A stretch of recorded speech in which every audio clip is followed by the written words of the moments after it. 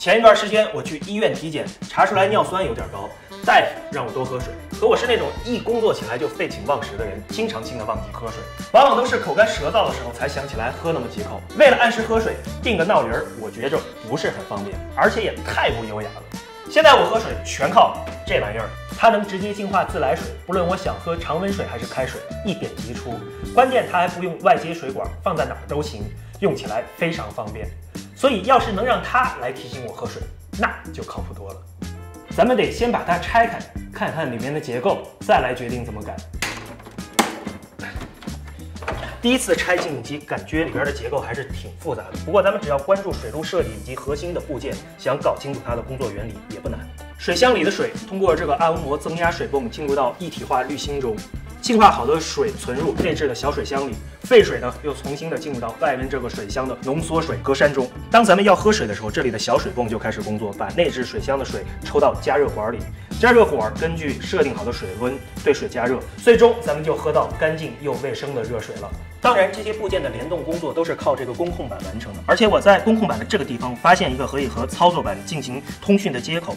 要是能把通讯协议搞明白，那就不光是让它提醒喝水了，咱们还可以做点更有趣的事情。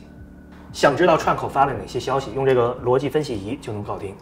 把分析仪的01通道分别接上串口的输出输入接角，接下来只需要一点点的经验，通过多次操作面板采集数据、分析数据，应该就能得到通讯协议了。分析协议比想象的还是要麻烦不少，不过现在总算是可以通过发送命令来控制净饮机工作了。比如我们需要一杯200毫升45度的水，可以通过串口工具给 ESP32 发个命令，然后 ESP32 就会给净饮机发送操作指令了。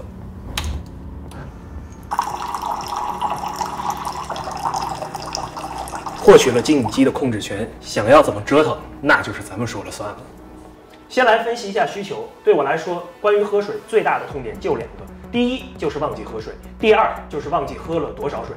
第一个痛点好解决，只需要增加一个喇叭，定时发出提示音就行了。可第二个痛点似乎就没有那么容易解决了，因为不管是在家里还是在办公室，净饮机基本不会是一个人独享。想要统计喝水量，就得让机器把人区分出来才行。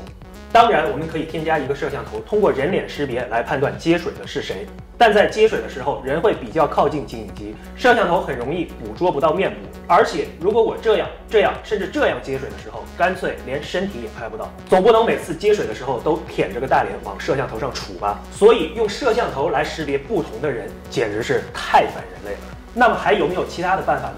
正常情况下，净饮机会固定在一个位置，不同的人喝水也会在固定的位置接水，而且每个人都只会用自己的杯子喝水，单对一个人来讲也不会频繁的换杯子，所以只需要识别到特定的杯子，就相当于识别到特定的人了。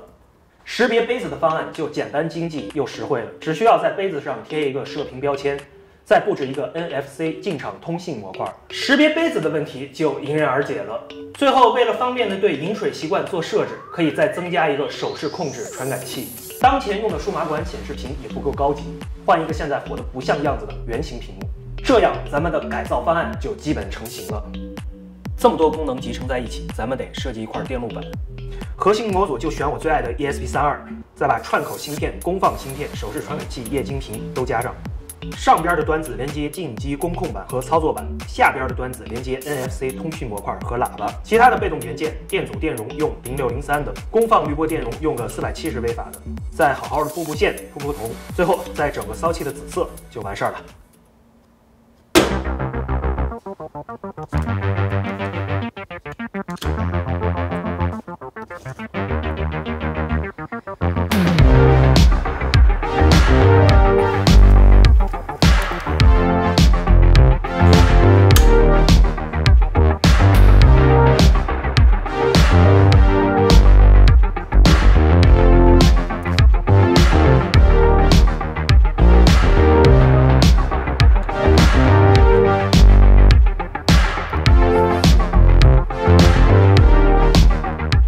到这儿，改造用的核心控制板就做好了。3D 打印一个合适的外壳，装上去看看效果。还不错。手势传感器工作不能有遮挡，这个外壳虽然是透明的也不行，所以得开个孔。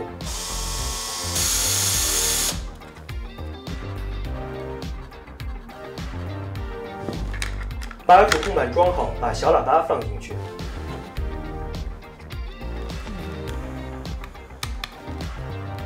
把 NFC 模块连好。把分别接工控板和操作板的端子线接好。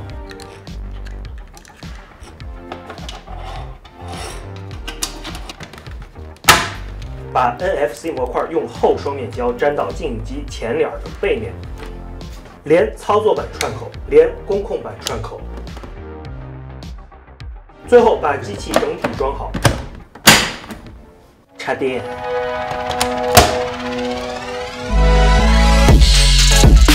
我们可以分别调整提醒喝水的开始时间、结束时间、提醒间隔和每日喝水总量。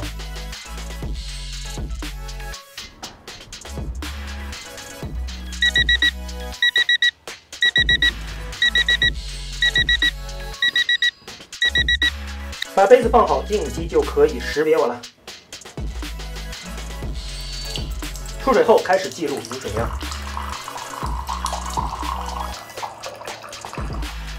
我们也可以设定特定杯子的出水温度，比如我们可以给奶瓶设定出水温度为45度，这样夜间给宝宝冲奶粉就很方便了。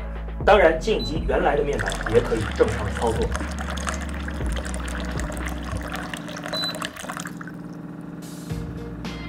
本次改造基本达成目标，当然也有很多不尽如人意的地方。你要有什么建议或者更加神仙的好点子，期待你的留言。本次项目的所有的软硬件方案，我都会在 GitHub 和 GT 上开源，你可以在平台上搜索“尹白猿”的全拼找到项目。最后，感谢你的点赞、评论、收藏、转发。我是尹白猿，一个陪你手造万物的工科男。我们下个视频见，拜拜。